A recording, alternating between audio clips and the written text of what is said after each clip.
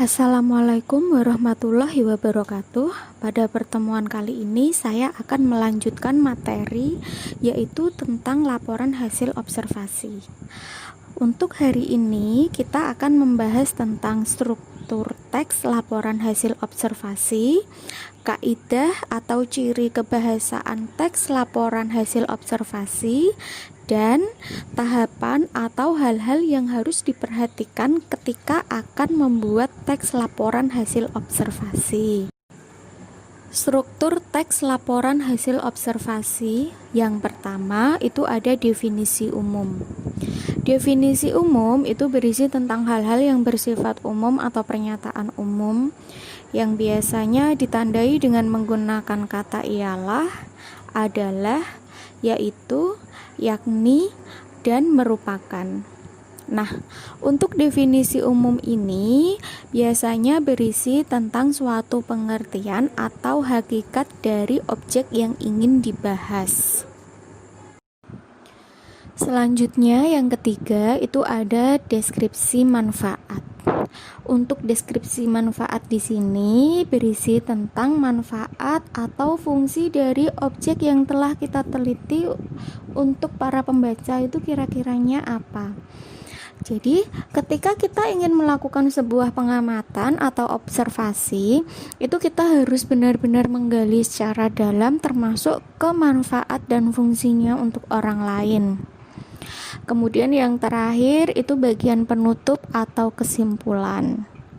Nah, untuk bagian penutup atau kesimpulan ini biasanya berisi tentang pandangan secara umum atau tanggapan penulis terhadap objek yang telah diteliti. Selanjutnya kita akan membahas tentang ciri atau kaidah kebahasaan teks laporan hasil observasi. Yang pertama yaitu menggunakan kata, frasa, verba, dan nomina. Verba itu adalah kata kerja atau kata yang digunakan ketika seseorang melakukan sebuah kegiatan, suatu kegiatan. Contohnya seperti menulis, membaca, berlari, makan, tidur, seperti itu.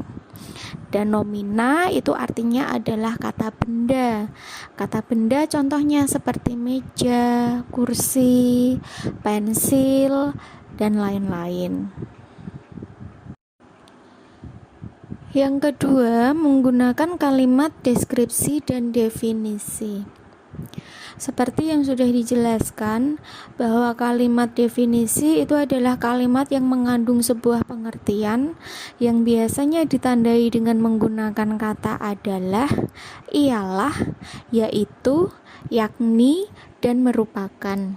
Sedangkan kata atau kalimat deskripsi itu adalah kalimat yang menggambarkan suatu objek sehingga pembaca seolah-olah turut ada dalam cerita yang telah disampaikan itu tadi. Dan yang terakhir menggunakan kalimat simpleks dan kompleks. Kalimat simpleks itu biasa disebut juga sebagai kalimat tunggal. Kalimat simpleks itu adalah kalimat yang menggunakan satu struktur kalimat. Struktur kalimat itu sendiri terdiri dari subjek, predikat, objek, dan keterangan. Boleh hanya terdiri dari subjek dan predikat saja, boleh subjek, predikat, dan objek saja, boleh subjek, predikat, dan keterangan saja, boleh juga lengkap dengan subjek, predikat, objek, dan keterangannya. Masing-masing hanya ada satu.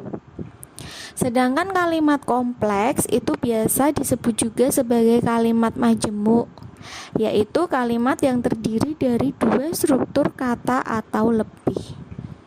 Contohnya, ibu memasak nasi ketika ayah sedang membaca koran. Bisa dipahami di situ bahwa subjeknya ada dua, yaitu ibu dan ayah. Predikatnya juga ada dua, yaitu memasak dan membaca. Sedangkan objeknya pun ada dua, yaitu sayur dan koran. Sampai sini mungkin nanti kalau misalkan ada yang belum paham, bisa ditanyakan secara langsung ya. Yang terakhir kita akan membahas tentang langkah menyusun teks laporan hasil observasi. Langkah yang harus ditempuh yang pertama, menentukan topik masalah yang akan diamati atau diteliti. Nah, di sini kita harus menentukan dulu objek atau topik apa yang ingin kita amati terlebih dahulu. Misalkan kalian mau mengamati tentang benda hidup seperti tumbuhan, seperti itu, atau bisa juga benda mati. Yang kedua, merencanakan cara menyelesaikan masalah.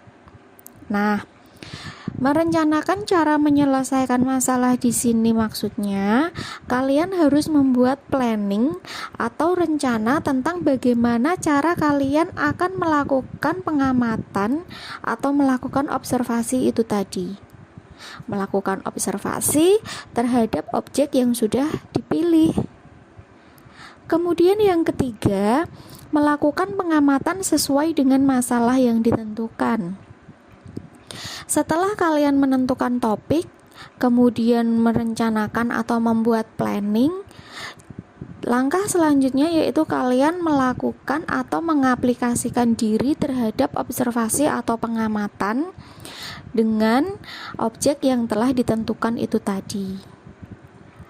Kemudian yang selanjutnya, yang keempat, itu meneliti ulang hasil pengamatan. Biasanya ketika kita telah melakukan pengamatan, ada satu atau dua hal yang biasanya itu memang benar-benar terlupakan sehingga kita harus melakukan pengamatan ulang. Atau kalau misalkan kalian sudah benar-benar yakin telah melaksanakan semua pengamatan itu tadi, gak ada salahnya kalau misalkan kita atau kalian meneliti ulang hasil pengamatan tadi untuk meminimalisir kesalahan yang akan ada atau dibuat. Selanjutnya yang kelima itu adalah membuat kerangka laporan hasil observasi. Membuat kerangka laporan hasil observasi ini harus sesuai dengan struktur yang sudah saya jelaskan tadi.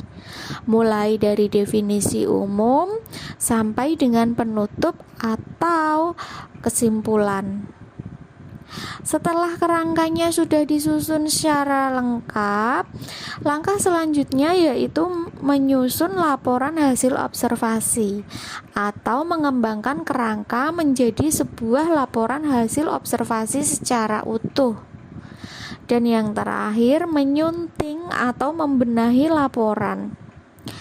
Membenahi laporan atau menyunting di sini biasanya berkaitan dengan cara penulisan, kemudian sistematika atau tata letaknya, lalu penggunaan bahasa, bisa juga dengan tanda baca yang telah digunakan.